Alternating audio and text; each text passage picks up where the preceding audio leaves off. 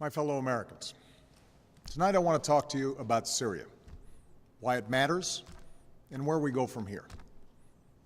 Over the past 2 years, what began as a series of peaceful protests against the repressive regime of Bashar al-Assad has turned into a brutal civil war.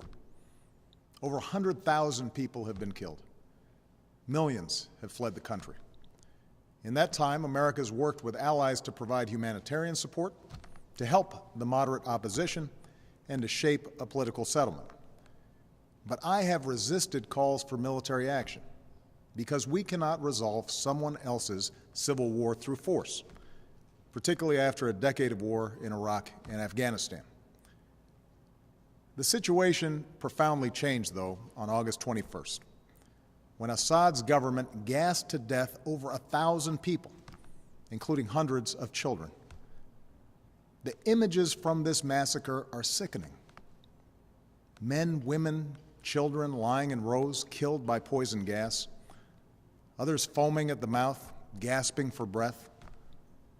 A father clutching his dead children, imploring them to get up and walk. On that terrible night, the world saw in gruesome detail the terrible nature of chemical weapons and why the overwhelming majority of humanity has declared them off limits, a crime against humanity, and a violation of the laws of war.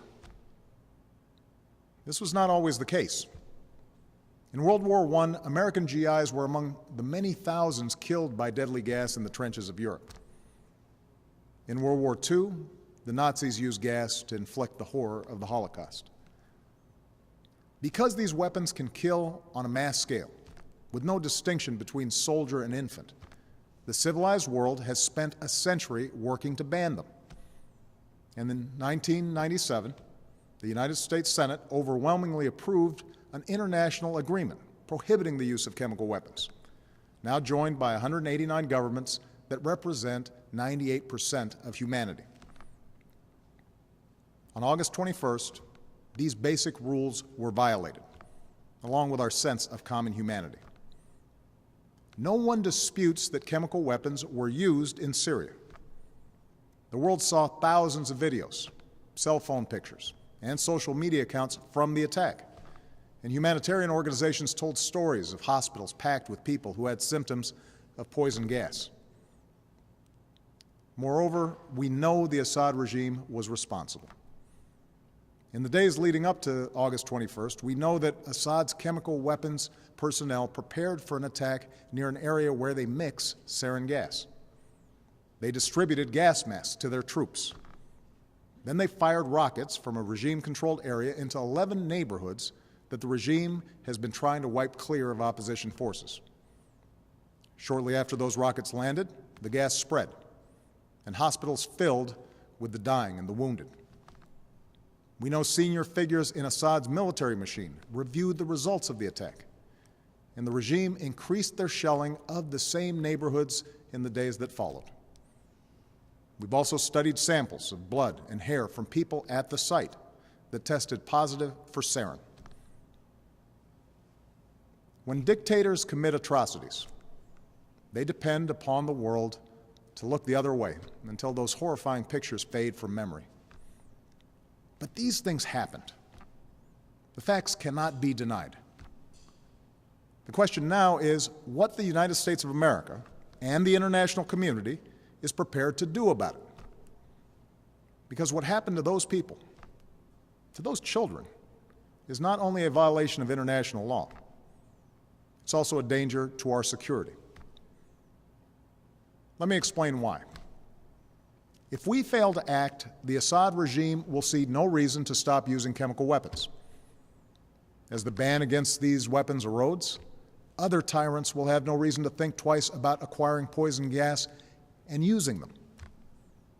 Over time, our troops would again face the prospect of chemical warfare on the battlefield, and it could be easier for terrorist organizations to obtain these weapons and to use them to attack civilians.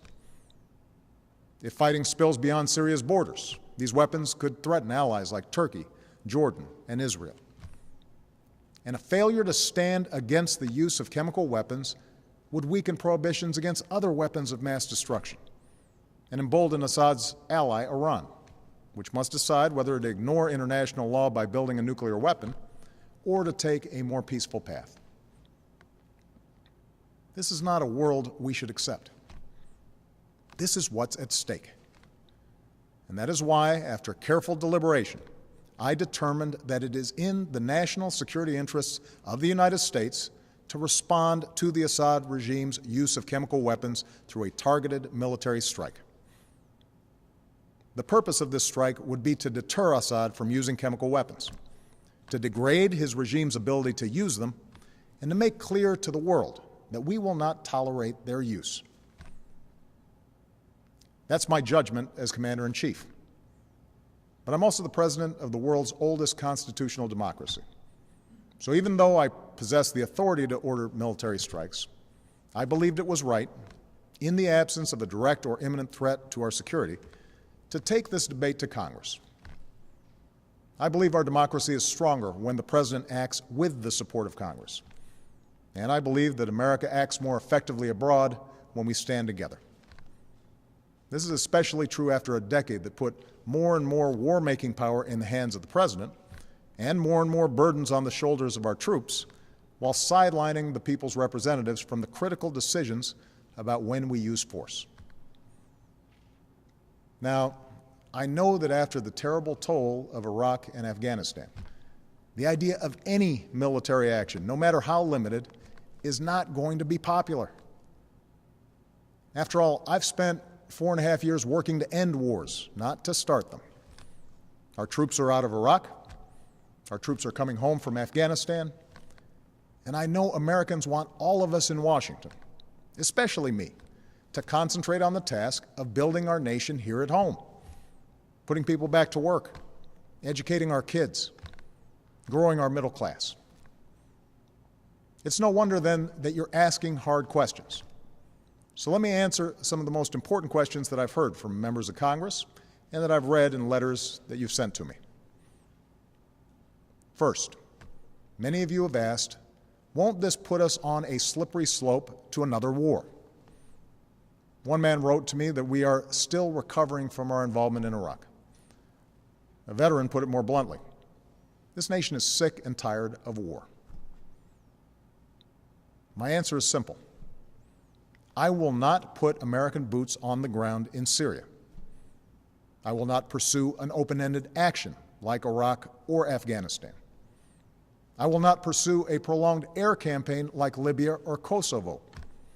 This would be a targeted strike to achieve a clear objective, deterring the use of chemical weapons and degrading Assad's capabilities. Others have asked whether it's worth acting if we don't take out Assad. As some members of Congress have said, there's no point in simply doing a pinprick strike in Syria. Let me make something clear. The United States military doesn't do pinpricks. Even a limited strike will send a message to Assad that no other nation can deliver. I don't think we should remove another dictator with force. We learned from Iraq that doing so makes us responsible for all that comes next. But a targeted strike can make Assad, or any other dictator, think twice before using chemical weapons. Other questions involve the dangers of retaliation. We don't dismiss any threats, but the Assad regime does not have the ability to seriously threaten our military. Any other retaliation they might seek is in line with threats that we face every day. Neither Assad nor his allies have any interest in escalation that would lead to his demise. And our ally, Israel, can defend itself with overwhelming force, as well as the unshakable support of the United States of America. Many of you have asked a broader question. Why should we get involved at all in a place that's so complicated and where, as one person wrote to me, those who come after Assad may be enemies of human rights? It's true that some of Assad's opponents are extremists, but al-Qaeda will only draw strength in a more chaotic Syria if people there see the world doing nothing to prevent innocent civilians from being gassed to death. The majority of the Syrian people and the Syrian opposition we work with just want to live in peace, with dignity and freedom. And the day after any military action, we would redouble our efforts to achieve a political solution that strengthens those who reject the forces of tyranny and extremism. Finally, many of you have asked, why not leave this to other countries or seek solutions short of force? As several people wrote to me, we should not be the world's policeman.